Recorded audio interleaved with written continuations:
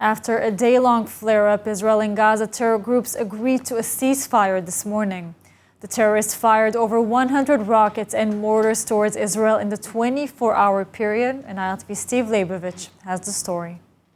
The latest round of clashes between Israel and Gaza terror groups began shortly after the announced death of Islamic Jihad's Khader Adnan in prison after an 86-day hunger strike.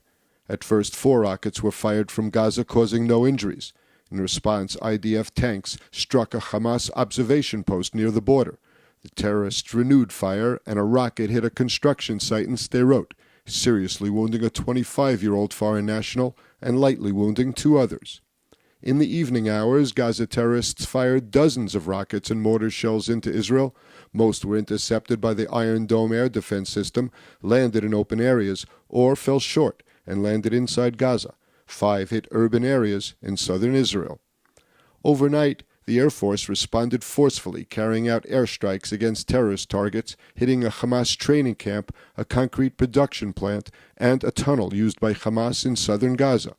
Explosions were heard across northern and central Gaza.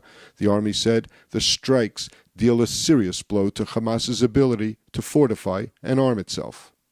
The 2 sides reportedly agreed to a truce before dawn. According to foreign reports, the agreement was mediated by officials from Egypt, Qatar, and the United Nations. The truce was apparently broken briefly when the warning system went off in the community of Nir Am, but was quickly restored.